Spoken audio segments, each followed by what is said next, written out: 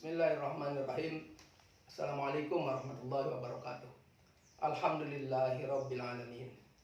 Allahumma shalli salatan kamilatan wa sallim salaman tamman ala sayyidina Muhammadin allati tanhalu bihil uqad wa tanfarju bihil qurab wa tuqra bil hawaij wa tunalu bihir raghaib wa husnul hawatim wa sasqal ghamam wajhil karim wa ala alihi wa sahbihi fi kulli lamhati wa nafasin bi'adadi kulli malumilak. Amma ba'du. Saudara sekalian, pada kuliah sekarang ini kita akan mempelajari tentang self development dan personal leadership. Kita akan mempelajari bagaimana membangun diri dan kepribadian sebagai pemimpin. Ini merupakan materi seri teladan Nabi Muhammad SAW bagian kedua yang diambil dari bukunya Pak Syafi'i Antonio. Saudara sekalian, kesuksesan memimpin suatu organisasi atau masyarakat tidak dapat terjadi begitu saja tanpa memiliki kemampuan dan memimpin diri sendiri atau self leadership. Jadi Anda tidak akan mampu memimpin orang lain jika Anda tidak mampu memimpin diri sendiri. Itu klausul yang sangat pentingnya, ya. Keberhasilan kepemimpinan Muhammad SAW di berbagai bidang tidak terlepas dari kemampuannya dalam memimpin dirinya sendiri. Sejarah dari pembentukan self leadership Muhammad SAW di waktu kecil hingga dewasa. Pertama, pendidikan kepemimpinan Rasulullah SAW dimulai ketika diasuh oleh kakeknya Abdul Muthalib. Beliau adalah seorang pemimpin di Mekah dan juga sebagai kepala suku Quraisy. Jadi beliau ini adalah orang yang sangat dihormati. Hampir di setiap kesempatan Abdul Muthalib mengajak Muhammad SAW ke pertemuan penting dengan para pemuka masyarakat Mekah. Perlakuan khusus Abdul Muthalib kepada Muhammad jelas meningkatkan penghargaan masyarakat Quraisy kepadanya. Nah, ini sangat penting. Jadi kalau ada orang tua misalkan yang melibatkan anaknya di dalam hal-hal yang melibatkan kepemimpinan, itu bisa diajak sehingga anaknya itu sudah mulai terbiasa belajar sejak kecil. Saudara sekalian, selepas kakeknya meninggal, Muhammad SAW diasuh pamannya Abu Thalib. Nah, ia banyak membantu pamannya dalam menggembalakan kambing. Jadi naik turun bukit di Mekah menggembalakan kambing, sebagaimana sudah disebutkan terdahulu bahwa ada sifat yang sama antara gerombolan manusia dengan kelompok kambing, yaitu harus diarahkan oleh si penggembalanya. Saat umur 12 tahun Nabi mulai menyertai pamannya berdagang ke Suriah. Di dalam perjalanan, beliau bertemu dengan pendeta Buhairah yang melihat tanda kenabian pada diri Muhammad SAW sesuai dengan naskah yang disimpannya. Kemudian pada usia 16 tahun, Muhammad ikut pamannya Zubair. Zubair ini adiknya dari Abu Thalib, dalam kafilah dagang ke Yaman.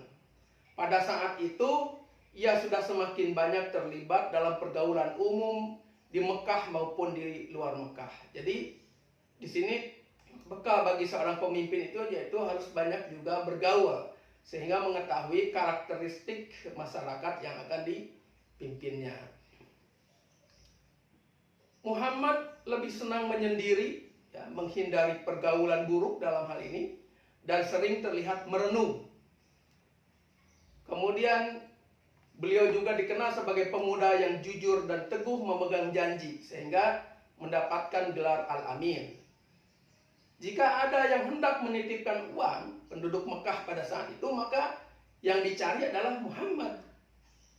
Ketika berdagang, ya, pernah beliau lupa ada di antara unta yang dijualnya itu ternyata cacat. Maka ia segera menyusul pembeli tersebut dan mengembalikan uangnya. Ia sering mengorbankan kepentingan dirinya sendiri hanya untuk menepati janji. Itulah bagaimana sejak kecil sampai dewasa kemudian beliau terbentuk menjadi orang yang dipercaya, sehingga kepemimpinannya pun kepemimpinan yang memiliki kualitas. Saudara sekalian, bagaimana pentingnya self leadership? Nah, di dalam teori kepemimpinan itu banyak sekali ya, teori-teori dan konsep-konsep leadership. Tetapi masalahnya sangat miskin di dalam penerapannya. Sangat sulit mencari role model dari teori atau konsep leader yang dimaksud. Jadi antara teori dengan kenyataan itu terdapat jurang yang sangat dalam. Susah sekali mencari wujud-wujud hidup dari teori dan konsep itu. Nah, saudara sekalian, diperlukan keberanian atau courage untuk mewujudkan pengetahuan atau teori leadership tersebut ke dalam bentuk nyata atau actual performance. Keberanian ya, tidak datang hanya dengan berharap. Ia hanya terjadi sebagai konsekuensi tingkat kesadaran atau consciousness seseorang. Untuk mencapai hal itu, maka seseorang itu harus dapat memahami dan mengalami tingkat kesadaran yang mendalam dan tingkat identitas diri yang lebih tinggi sebagai prasyarat bagi pengembangan kompetensi dalam memimpin orang lain. Disinilah perlunya kemampuan memimpin diri sendiri atau self leadership. Nah, kalau kita melihat contoh kepada Muhammad SAW, ya, beliau mengingatkan tentang perlunya kompetensi penguasaan diri sendiri. Misalnya ketika pulang dari perang Badar Al-Kubra, ya, perang yang sangat besar, beliau berkata, kita pulang dari perang yang lebih kecil menuju perang yang lebih besar. Sahabat keheranan, sehingga bertanya, bukankah perang yang baru dilalui adalah suatu perang yang besar? Apa yang lebih besar itu ya Rasul? Maka Rasul menjawab, perang melawan hawa nafsu. Hadis riwayat Baihaqi. Jadi peperangan melawan hawa nafsu itu merupakan peperangan melawan diri sendiri. Maka peperangan yang paling besar yaitu peperangan melawan diri sendiri. Nah, inilah yang kemudian akan menemukan identitas diri itu ya. Saudara sekalian, self leadership pada intinya adalah kemampuan diri dalam mengendalikan hawa nafsu. Sebagaimana pepatah yang mengatakan, setiap musuh yang Anda perlakukan dengan sopan akan menjadi kawan kecuali nafsu. Semakin lunak Anda padanya, ia akan menjadi semakin melawan. Pilihannya hanya ada dua. Anda memimpin nafsu Anda sendiri, atau nafsu itu yang akan memimpin keseluruhan diri Anda. Kemampuan mengendalikan hawa nafsu berarti kemampuan mengordinasikan niat, pikiran, dan tindakan agar nafsu yang telah dianugerahkan Tuhan dapat disalurkan sebagaimana mestinya. Nah, saudara sekalian, sabda Rasulullah tentang self leadership, tentang kepemimpinan diri, setiap kamu adalah pemimpin dan setiap pemimpin akan ditanya tentang kepemimpinannya. Kullukum ra'in wa kullukum mas'ulun an ra'iyati. Hadis riwayat Bukhari dan Muslim. Jadi, jika semua orang dalam suatu organisasi berhasil dalam memimpin dirinya sendiri, maka organisasi itu juga akan berhasil dengan sendirinya, meskipun tanpa diawasi secara ketat oleh para pemimpin strukturalnya. Orang yang hebat itu bukanlah orang yang paling cepat serangannya, melainkan orang yang hebat itu adalah orang yang mampu mengalahkan nafsunya ketika sedang marah. Hadis riwayat Bukhari, Muslim, Malik, dan Ahmad. Itu kata Rasulullah. Maka penting sekali kita mengetahui tentang hubungan antara self leadership dengan self discipline. Self leadership merupakan dasar dari segala bentuk kepemimpinan. Self leadership juga berarti self disiplin, yaitu menegakkan disiplin atas diri pribadi. Ini merupakan aktivitas yang paling berat karena berkaitan dengan diri sendiri dan tidak melibatkan orang lain. Lain halnya dengan kepemimpinan organisasi atau tim, di mana kita akan mendapat koreksi dari orang lain jika berbuat salah. Hal lain dalam memimpin diri sendiri, kita juga sering melakukan self-excuse atau memaafkan diri sendiri kalau berbuat salah, dan jarang melakukan self-punishment atau menghukum diri sendiri. Nah, kelemahan kita, ketika kita memimpin orang lain, akan lebih mudah memberikan sanksi kepada bawahan kalau ia melakukan suatu kesalahan. Tetapi, pernahkah kita menghukum diri sendiri ketika melakukan suatu kesalahan? Biasanya kita lebih cenderung memaafkan diri sendiri. Nah, oleh karena itu, penting sekali kalau ingin menjadi pemimpin, terutama yang pertama memimpin dirinya sendiri, juga harus ada kedisiplinan diri supaya betul-betul bisa ditegakkan. Nah, saudara sekalian, kemudian kita akan membicarakan hubungan self leadership dengan organizational leadership, ya. Kepemimpinan diri dan kepemimpinan organisasi. Jika Anda tidak dapat memimpin diri Anda dengan baik, maka orang lain akan melakukannya. Demikian kata Jagdish Parikh tahun 1991. Jadi, jika seseorang tidak mampu memimpin dirinya dengan baik, maka ia tidak akan dapat memimpin orang lain dengan efektif. Pada gilirannya, memimpin diri sendiri berarti mengembangkan kemampuan dan proses untuk mengalami tingkat pengenalan diri atau self-identity yang lebih tinggi, melebihi tingkat ego reaktif. Hal ini akan memfasilitasi perjalanan dari batas-batas reaktif atau reactive constraints ke keberanian untuk proaktif, dan pada akhirnya membawa kepada kesadaran kreatif atau creative consciousness, yaitu sintesa antara kecerdasan intelektual, intuitif, dan emosi.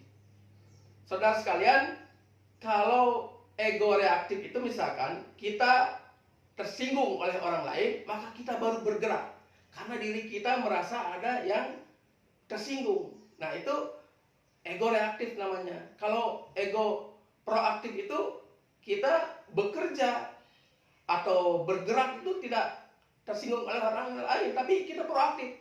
Oh, ini masyarakat seperti ini keadaannya, maka supaya menjadi lebih baik, apa yang harus saya lakukan? Dia banyak merenung. Nah, sebagaimana tadi Rasulullah banyak merenung, kemudian dia memikirkan hal yang terbaik, sehingga kemudian di sini disebutkan ketika orang sudah memiliki kesadaran proaktif dan meningkat menjadi kreatif itu, dia mensintesakan kecerdasan intelektualnya, intuisinya bagaimana untuk berbuat baik itu, dan juga dapat mengendalikan emosinya.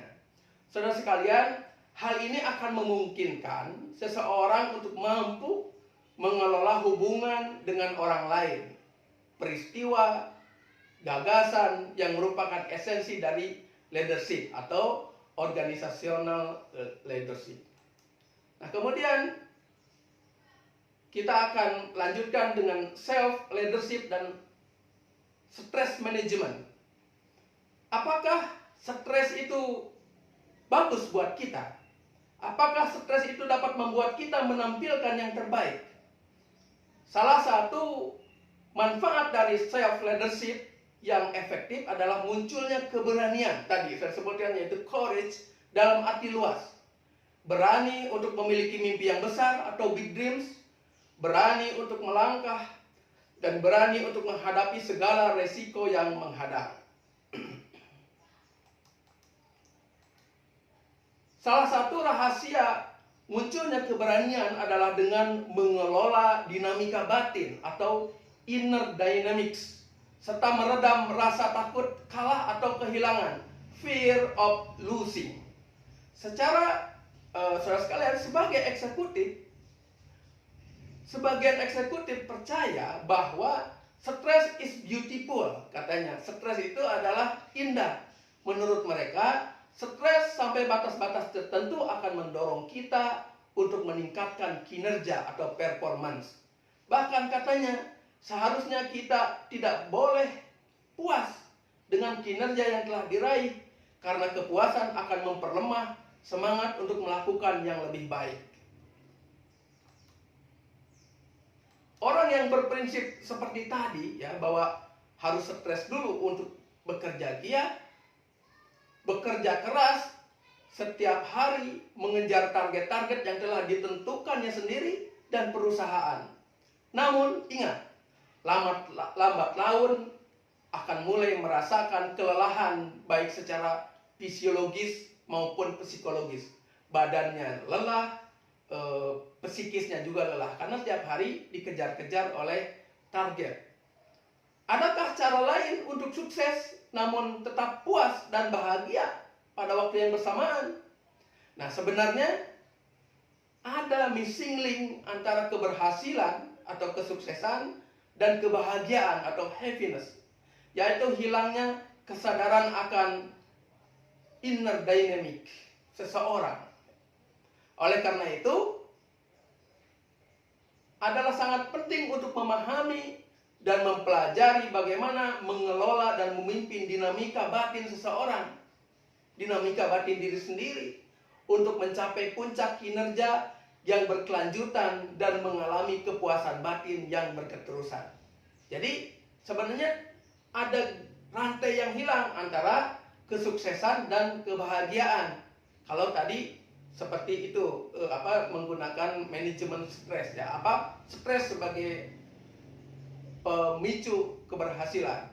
Nah, sebenarnya katanya di sini yang harus diperhatikan itu adalah bagaimana dinamika batinnya itu dari seseorang sehingga bisa mencapai sukses yang berkelanjutan dan kebahagiaannya itu berketerusan, tidak saat itu saja. Seringkali orang mencapai kinerja puncak, tetapi sebagian besar diperoleh dengan memendam rasa takut kehilangan atau fear of losing. Takut kehilangan apa yang telah dicapai sekarang dan apa yang akan dicapai di masa yang akan datang. Nah, saudara sekalian, Nabi kita, ya, Muhammad SAW tidak pernah takut dan gentar meskipun kadang bahaya mengancam. Ketika terjebak di dalam Gua Sur dalam perjalanan hijrah ke Madinah, beliau tetap bersikap tenang dan menenangkan sahabatnya, yaitu Abu Bakar. Kata beliau, jangan bersedih, Allah bersama kita.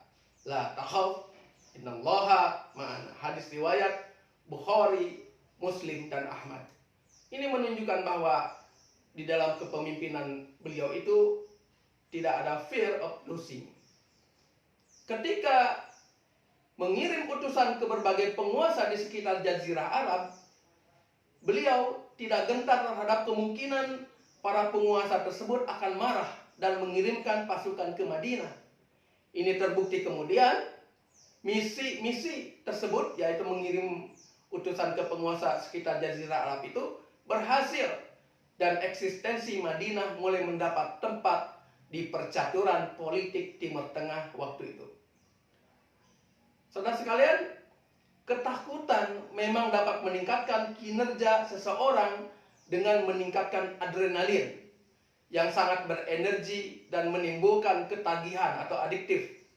Tetapi adrenalin juga memakan diri sendiri atau self-consuming dan tidak dapat bertahan lama. Karena energi yang dipakai begitu besar, akhirnya capek sendiri, saudara sekalian. Maka untuk mencapai kinerja puncak yang berkelanjutan, pelajari dan ubah motivasi Anda dari takut kehilangan atau fear of losing menjadi senang mengerjakan, joy of doing, yang mempunyai chemistry yang berbeda. Ya, tentu saja orang yang takut kehilangan dengan orang yang senang melakukan, chemistry-nya akan berbeda. Ada 3 hukum dasar tentang bagaimana seseorang mau melakukan sesuatu, yaitu 1, seseorang baru akan mengerjakan sesuatu ketika suka dan senang melakukannya. Ini yang disebut dengan joy of doing. Yang kedua, orang mungkin akan melakukan sesuatu karena terpaksa atau takut suatu ancaman.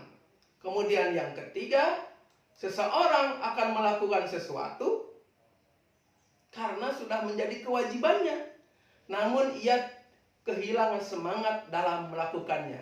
Kalau dalam bahasa Sundanya, asal gugur kewajiban. Nah, itu tentu saja tidak akan menghasilkan sesuatu yang prestasi puncak. Penting disadari bahwa esensi dari leadership adalah mengenali atau recognizing, menemukan, discovering, dan mengidentifikasi diri yang sesungguhnya.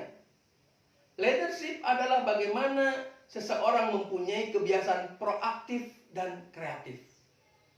Bagaimana tadi disebutkan, jadi jangan sifatnya itu reaktif, tapi harus proaktif dan kreatif. Tetapi kenyataannya, kebanyakan kita bersifat reaktif. Hal ini terjadi karena kita biasanya mengidentifikasi diri kita dengan tubuh, pikiran, dan emosi yang sebenarnya sangat sempit dan disebut sebagai ego, sebagai identitas ego. Sifat ego tersebut adalah self-centered dan reaktif. Self-centered itu artinya berpusat kepada dirinya sendiri dan reaktif. Seperti tadi, kalau tersinggung baru dia bergerak. Jadi bukan memikirkan bagaimana yang terbaik untuk orang lain. Kalau dalam bahasa agama disebutkan setiap orang itu ada yang terbagus itu adalah orang yang paling banyak manfaatnya, ya. Khairun nas anfa'uhum linnas.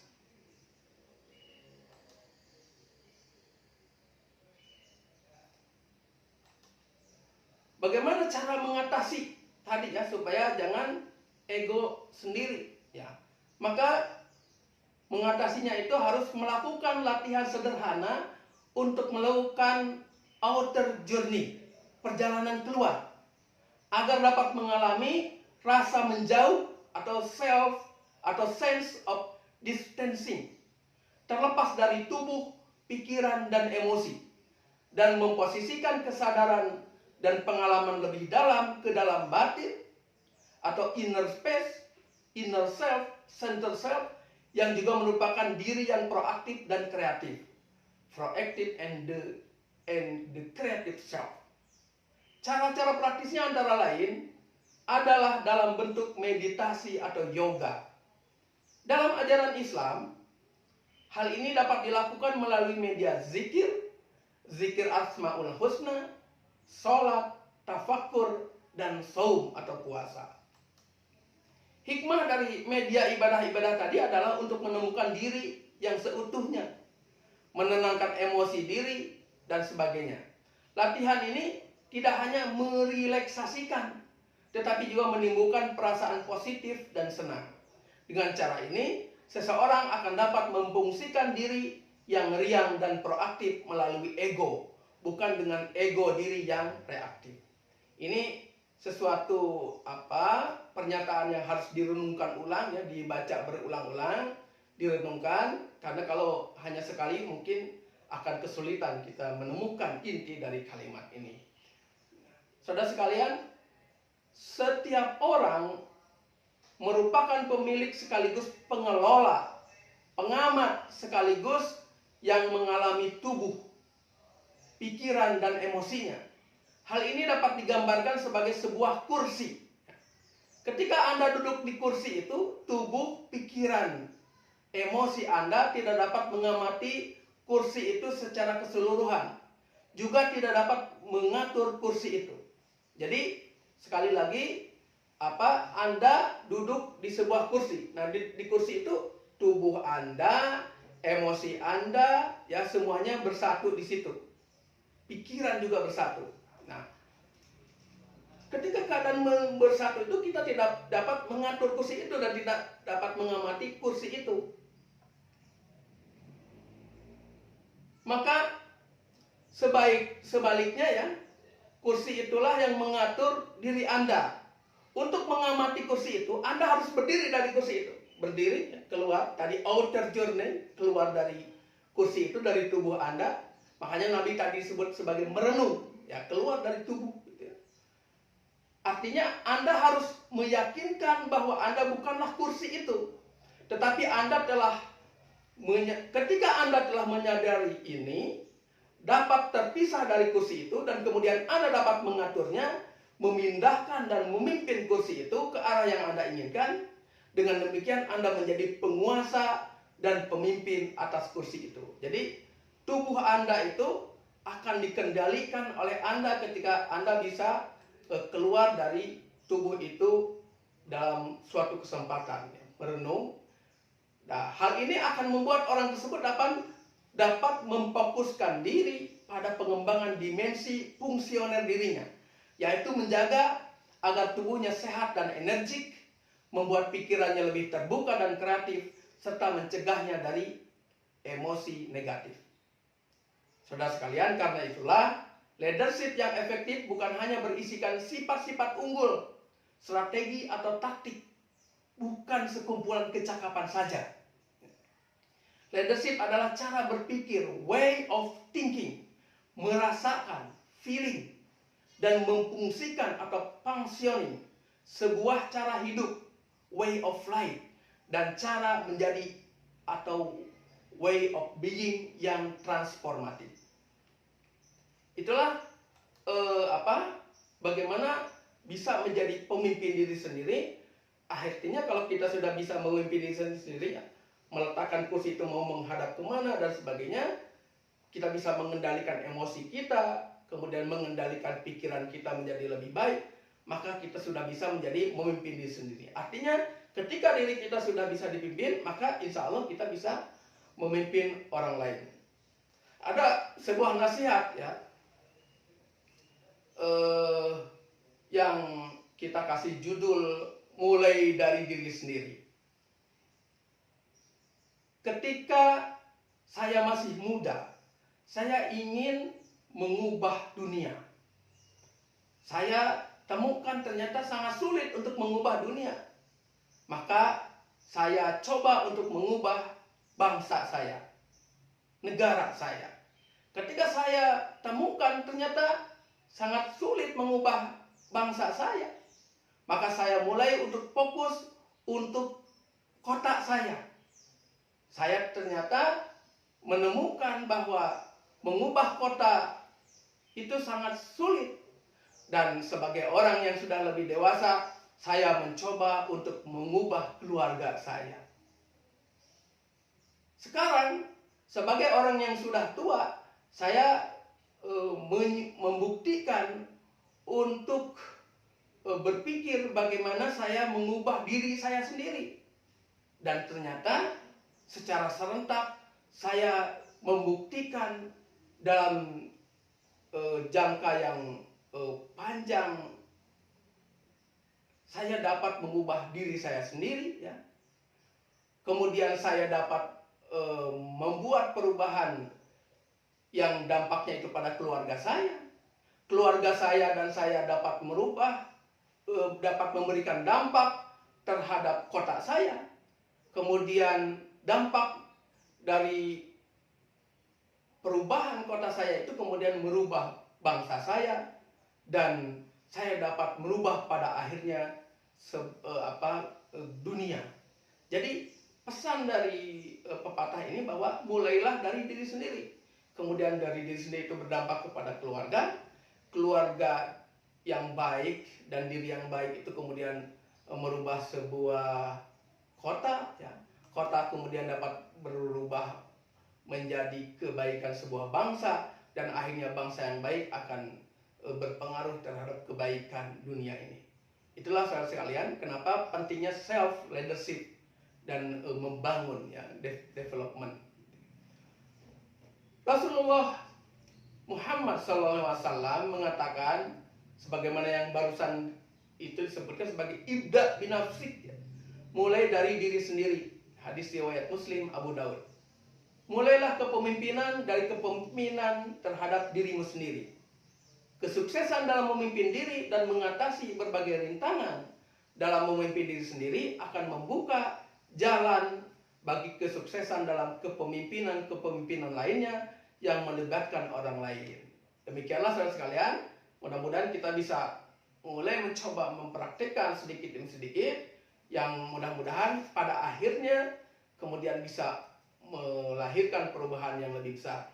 Mudah-mudahan Allah menolong kita semua. Fastabiqul khairat. Billahi taufiq wa hidayah. Wassalamualaikum warahmatullahi wabarakatuh.